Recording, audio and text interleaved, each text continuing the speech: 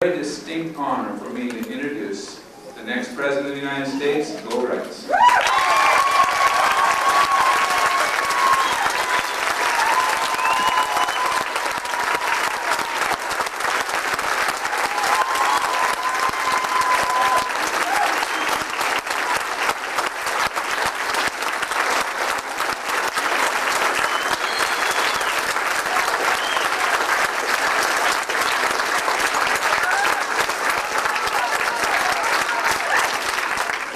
I've been given a lot of honors and a lot of blessings in my life.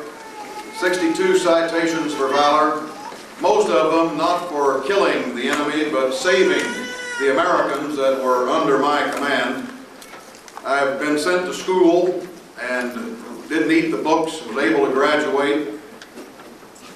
I think one of the greatest blessings that I had was when people placed their hands upon my head in 1985 and said, "You have been given a special blessing to discern the times. You have been given an ability to speak in words that people will understand. There will be multitudes who will gather to listen to you and to follow you. They have no allegiance to you. Let it be clear, the allegiance that they will have is to what you will stand for." Now that was 1985. At that time we were in hot pursuit of United States prisoners of war, 12,000 miles away from here. I was working with 1-, 2-, and 3-man teams, and I thought that the people who bestowed that blessing knew little about what they were talking. But as it has turned out, I see that you can run but you can't hide.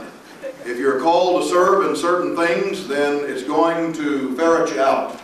And so it is with a distinct pleasure and a humility that I stand before you, because I hope you understand, and I want to make it very clear from the start, that it is not Bo Gritz that you stand for. It is Bo Gritz that stands with you for the thing that we have our allegiance pledged to, and that is to the Constitution of the United States and its restoration.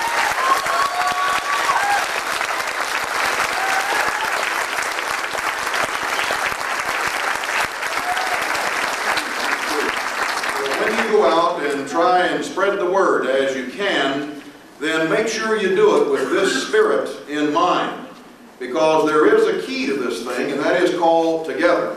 Together we can, and I believe that we will, I think we must, bring back this nation as a nation under God, unashamed, looking at our dependency upon the Creator to do for us what we aren't capable of doing for ourselves. When you look at the insurmountable odds, is there one person here who would be so stiff-necked or haughty as to say, "Oh, it's simple. We can pull America back from the brink. We can get rid of our $4 trillion debt. We can secure our sovereignty. We can get back on our feet as a healthy nation"? Of course we can. It's simple. I think we all have to recognize that while the solutions are simple, they are not going to be easy to execute. It wasn't easy in 1775 when people made a stand at Concord and at Lexington. It wasn't easy in July the 4th of 1776 when a Declaration of Independence was signed and we began a struggle against the greatest power on the face of this earth at that time. It wasn't easy, but was it worth it?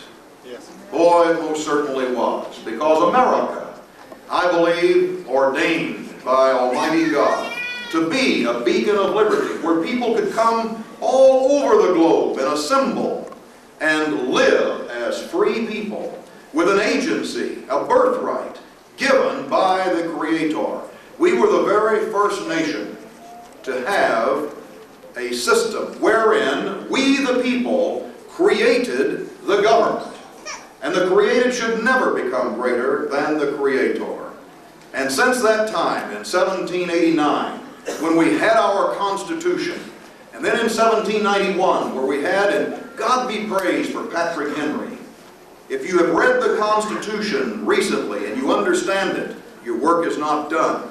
Make sure that you read the Bill of Rights and understand it, Still, your work is not done.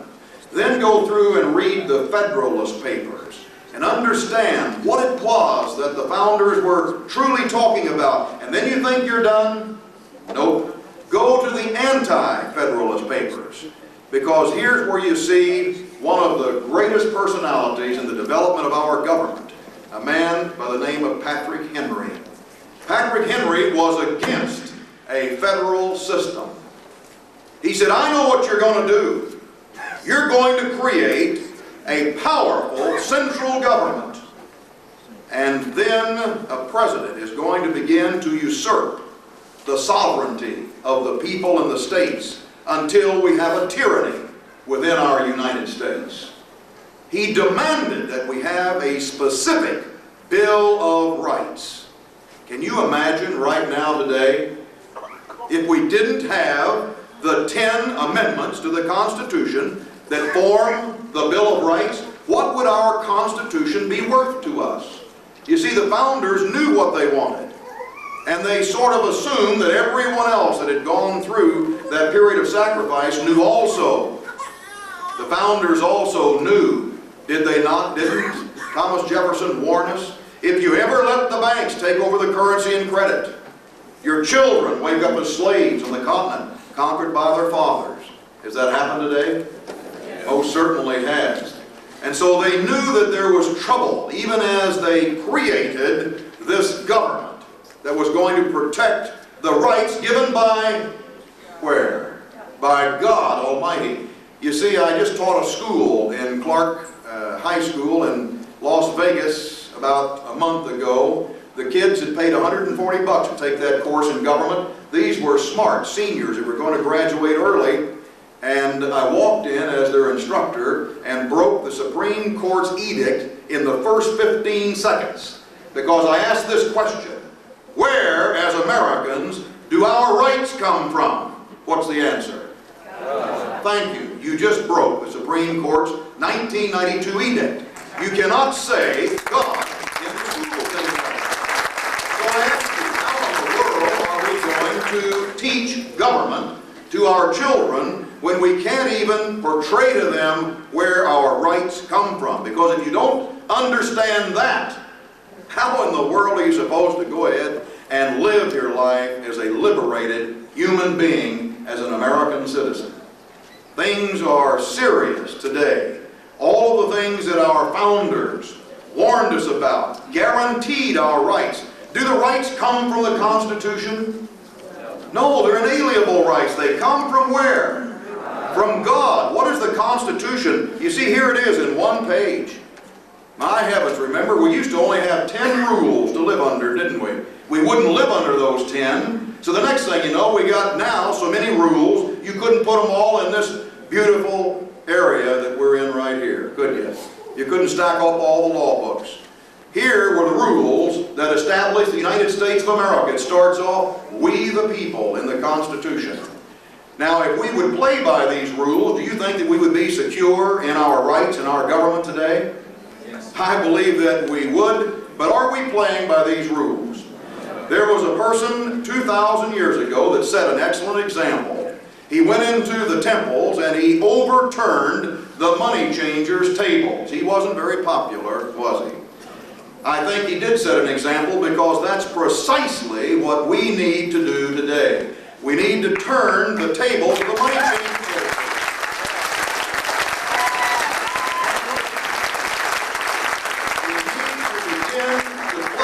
By our rules. Our rules are simple. They're found on one piece of parchment. Granted, you've got to have a pretty good eye to read, because this is fairly small print. But you can get it where you can read it even without assistance, and it's still only 4 pages long. Now let's cut right to the chase, because time is short. The economy today is the key issue, I believe. If we are not a solvent nation, can we be a sovereign nation? And so we must solve this issue. Wherever you go, you're going to hear bush lip. You're going to watch people's hips. They're going to tell you, we've got to get out of debt. They're going to tell you, like Bill Clinton, I will cut the deficit by half in 4 years. So what's that? When you've got compound interest. What does that mean? Does it really equate to anything? Does it mean that our debt goes down? You've got George Bush, who has the audacity in 1988 to say, no new taxes, and then this year at the convention say, I'm going to reduce the taxes. I'm even going to give you a little box where you can actually take away from the national debt. Does he think that we're a fool? Are we paying anything on the national debt? Friends, we aren't barely paying the interest. Aren't we $500 billion in arrears this year? That is the deficit. That's the deficit. We're not paying on the national debt. Well, there is a solution, and it is a simple solution. It doesn't mean that it's an easy solution, but you need to know what it is. And so very quickly, I'm going to go through it. In the next 10 minutes, I think you're going to learn more about how to cure the ills of the American deficit and debt than your congressman, than your governor, and that most of your bankers know. But this is the truth. Every word is available to you. It's no copyright on the documents I'm going to quote from. They come right from the United States Treasury. So in a few moments, I'm going to go through this. Just bear with me. First of all, where does money come from? That's the first question. And here is the answer. And the answer comes from the Chief Counsel of the United States Treasury, Russell L. Monk. He says, quote, the actual creation of money always, isn't that an interesting word? Always involves the extension of credit by private commercial banks. Where does money come from? Private commercial banks. And always, is it in the form of credit? It is, always. Let me read it one more time. Actual creation of money always involves the extension of credit by private commercial banks. Where does the interest come from to pay the interest on the loan? Where does that money come from? Well, we ask it. Here's Russell L. Monk's signature. He says, quote, the money for paying the interest on the borrowed money comes from the same source as the other money comes from. Let's see if we can do this in pictures. I've got a $100 bill. Doesn't mean I can spend it, but my wife let me have it for tonight's presentation. This $100 bill, how did this get into existence? It had to be borrowed. You mean even the U.S. government has to borrow the money from private commercial banks? Yes. What's the answer? Yes. Yes, it does. Always involves the extension of credit. Now, let's say there's 10% interest. Where did this $10 come from? It has to be borrowed also. And you have compound interest. Now are you beginning to see why we're $4 trillion in debt? Are you beginning to see why we are never, under the current system, can we ever, is it mathematically possible to ever pay off the debt? There's no money created that isn't borrowed money, even to pay the interest. Let's go into it a little deeper. So, who gets this kind of money? And how do they acquire it? Well, here's M.M. Schneider, Acting Executive Director of the Department of Treasury, Bureau of Engraving. He says, quote, the currency notes are placed into circulation by your local financial organizations and can only be obtained from that source. So is there any other source other than the local financial organizations, private banks? Is there any other source? No, there is not. Now here's Donna Pope, Director of the Mint. Here's what she says. The notes are sold to the Federal Reserve at the cost of manufacture, not at face value. $10 costs 2 cents to make. How much does this cost to make? 2 cents. And so this is sold to the Federal Reserve. Is the Federal Reserve any more federal than Fred Smith's Federal Express? No. No, it is not. It is a private consortium of banks. Now, they are sold, these, and whose notes are these? Are these the United States government's notes? No. No, it says right here, Federal Reserve. They're not federal and they have no reserves. So, complete misnomer. But it says Federal Reserve note. This is sold to the Federal Reserve Bank for 2 cents a bill. Now, it is loaned into existence at the face value, is it not? And there's something else even more insidious than that. Have you heard of a thing called fractionalized banking? Which means every time they get one of these, how much can they loan out? 6 times. They can loan out 8 times, which actually goes to about 13 times once you get through the different services on the debt. And so a bank doesn't, just because they have, let's say, $100 loan, does that mean they have $100 in the bank? No, maybe not even a dime. So fractionalized banking and being able to sell money at face value plus interest when they buy it at the production value, is something wrong with that picture? Yeah. We the people, this is what the government, or should we be borrowing our own money from private banks? All right, now we might ask it, when you do borrow this, don't you have something called collateral? Now collateral is something real, isn't it? Isn't it your home or the ground upon which the home was built or your crops are planted? Isn't it your work or your ability? Isn't it at least a vehicle or something? Before you can get this stuff, don't you have to put something of value up? And then, you see, somebody's going to go broke in order for you to be able to pay for your own debt, aren't they? Someone's not going to be able to pay theirs because there's no money that is created that isn't loaned into existence. So you see what the problem is? The banks then foreclose. What do they get when they foreclose? They get something real, don't they? Is there anything at all behind this? Let's check it. We wrote these letters so that we would have the written proof. It says right here, quote, Federal Reserve notes are not redeemable in gold or silver or any other commodity.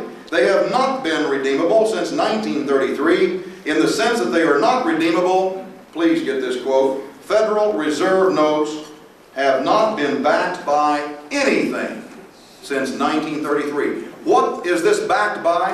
Nothing. Absolutely nothing. Now we thought that a little strange, and so we wrote and we asked whether or not if money is backed by nothing, does it have any value? And here's what M.M. Schneider, acting executive assistant, says, quote, money without backing is worthless. So what is this worth? It's worth nothing, isn't it? Now do you understand how we're $4 trillion in debt? And is it going to get any less at all under the current system? No.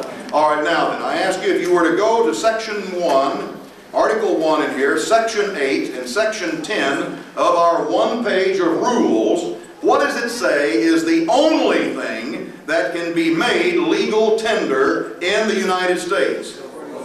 Gold and silver. Has there ever been an amendment to this Constitution to change the fact that our legal money, our currency, is supposed to be gold and silver? Has there ever been one? No. There has not. So something is unconstitutional then, isn't it? Yes. Has there ever been a change to this one page of rules that says that anyone other than the government can regulate currency and credit of the United States? No. Is there any rule that's changed in any one of the 26 amendments to the Constitution? Does any of them say that private banks have the power to control the currency and credit of the United States? Is there a single one? There is not. So something is unconstitutional, isn't it? All right, I'm leading up to something here because we have as a Special Operations Commander, as a Special Forces officer, my job is to get my head up out of the ozone and to be able to see original solutions. Well, in trying to attack this, because how can you be a presidential candidate if you do not have a positive plan for getting us out of debt? I don't think you should, well, as a kid, you see, they told me that anybody could be president, and now I believe it when I see what they have.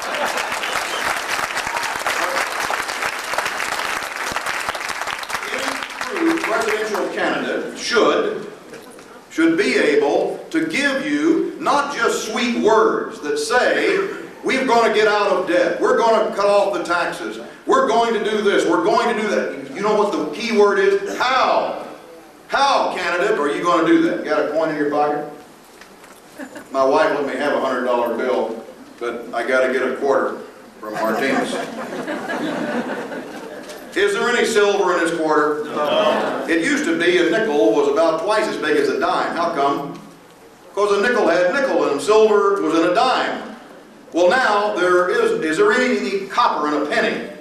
No, you can cut it in two with a pair of scissors. We see it on television all the time. But here's the interesting thing, and here's the key, and it's kind of humorous, but it's very deeply serious. This quarter, we minted 500 million coins this last year. When we gave the 500 million coins to the Federal Reserve, they had to give us credit for $500 million. Now, did that even make a dent in our debt? No, 4 trillion. How much does the debt go up in interest every day? $1 billion. 10,000, $100,000 homes every day. That's the interest that's going up. And so we gave them 500 million coins. Now, it only cost 2 cents to make this quarter, but they had to give us 25 cents credit, because that's what their own law says. Well, now are you following me? As President of the United States, I am going to have, on the very first day in office, a pot metal coin, and it is going to be struck, and it will say $4 trillion. And it will say debt of the United States paid in full. It will also say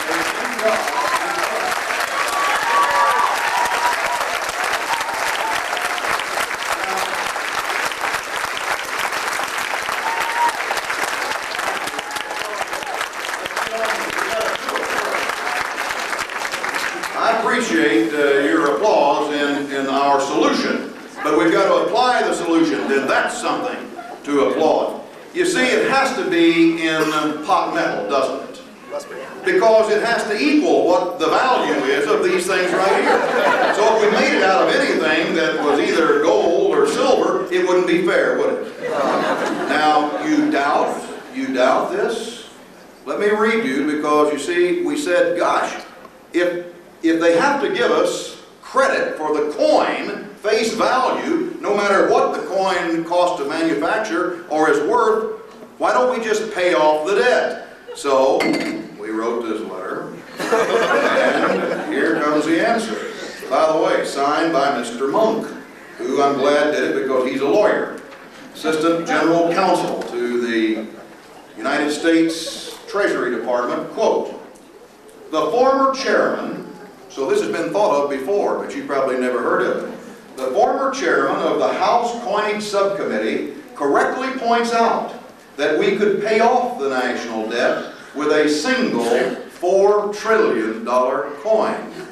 And so we will. Now, when we pay off, let's think about it, because this is pretty simple, isn't it? But now, how easy is this going to be?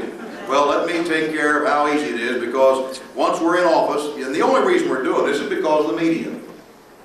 The media kept saying, oh, do we need to pay off the debt to a private corporation of banks under the Constitution? Are they constitutional? No. They're not. And so where do we get the authority to do this? Well, come right down here and you'll see under Article 2, Section 3, it tells the President that you will ensure that the laws are faithfully carried out. That means the President has the power to ensure that the laws are faithfully carried out according to what? The Constitution. The laws in a capital L. It's the Constitution. Does that mean the President, without permission of the Congress, does that mean the President, without the seal of the Supreme Court, can correct this unconstitutional situation? Yes. It most certainly does. And so we could just rout them out like Roto-Rooter. But the media has said, oh, it just doesn't seem right. You mean you just fire them? You would just run them off? The 7th President of the United States was probably my favorite. I had a young lady from the New York Times call me at home. She said, Bo, if you had to characterize yourself of one presidents we've had in the past, who would you choose? And I said, Andy Jackson. Andy Jackson, when he was 13 years old, was a colonial soldier. He was too young to carry one of the big muskets, and so he did everything he could do in the line. He was captured with his unit, and they put a saber scar on Andy Jackson's head because he was so hard-headed he would not polish the British officers' boots. Now, Andy Jackson was hard like woodpecker lips. He thought when he came into the presidency, and he served 2 terms, that the people could run the government better than the politicians and the bureaucrats. And I agree with him. Andy Jackson said to the bankers, he was the 7th president, he said to the Federal Bank, "You are a den of vipers and thieves." He said, "By the power of the Almighty God, I will rout you out." And he did. He wasn't very popular, but what was the debt of the United States in 1836? 0. Thank you. 0. It's the easiest number to remember. If the Lord God Almighty calls you tonight, don't go. I want you to argue like Abraham. I want you to argue like Lot. Why? Because if you go tonight, what are you leaving your children a legacy of? Thank you. Debt, slavery. Blessed are the children, for they inherit our national debt. Shame on us. Don't you drive around that Winnebago anymore thinking, boy, I've got it made. I'm just going to sit back here and coast. We've got work ahead of us. If it was good enough for Andy Jackson to make the debt of the United States 0, and he had to go against the federal banks, can't we just take that example? It's constitutional. We follow these simple rules. People say, well, Bo, what about the chaos you would cause? I mean, the Emir of Kuwait owns $8 billion of this debt. You know where the Emir of Kuwait can go to collect? Let him go to the Federal Reserve, where he borrowed it from. I'm sure they're more than happy to borrow it from.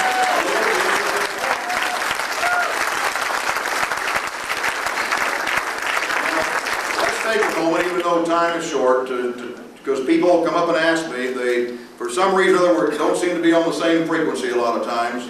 What happens if you have $10 in your pocket? You're a citizen of this Republic of California.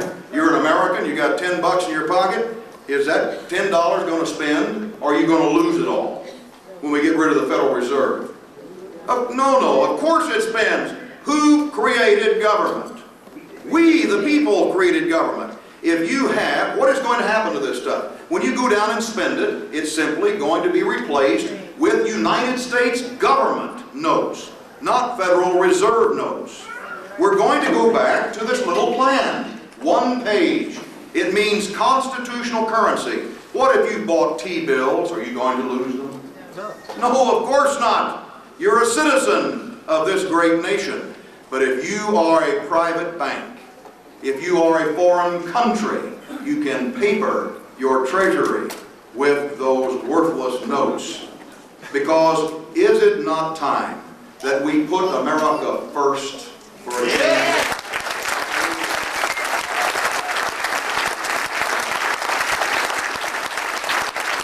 Now, very quickly, let's look and see what happens, because people are always talking about how are you going to jumpstart the economy? Well, Lester Thoreau is a very respected economist. He has a PhD. He is a professor at MIT. Wow, is there any more impressive school back east than MIT? I mean, you just got to admit, that sort of is the heartbeat of original and creative thought there. Lester Thoreau just wrote a book. It's called Head to Head. If you don't want to read it, but you want to know what it says, listen to Bush and Clinton, because they're parroting exactly what he says. Lester Thoreau, in just a few words, says this: America needs a 50% income tax.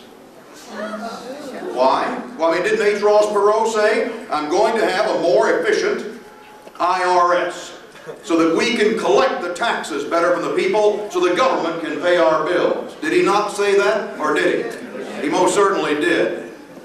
Now, Europe has a 50% tax. Well, what has Europe been controlled by even before we got our independence? The bankers. The bankers have been doing this kind of creative bookkeeping even before we became independent. Matter of fact, that's one reason we became independent, because we got tired of taxation without representation, did we not? And so it's pretty interesting. Let's just think about it for just a moment here. So now, what is going to happen to the income tax if we don't have a Federal Reserve? Can we, first of all, let's look at it legally. The 16th Amendment, passed in 1913, the Federal Reserve Act, not an amendment, the Federal Reserve Act, passed what year? 1913. 23 December, midnight, Christmas Eve.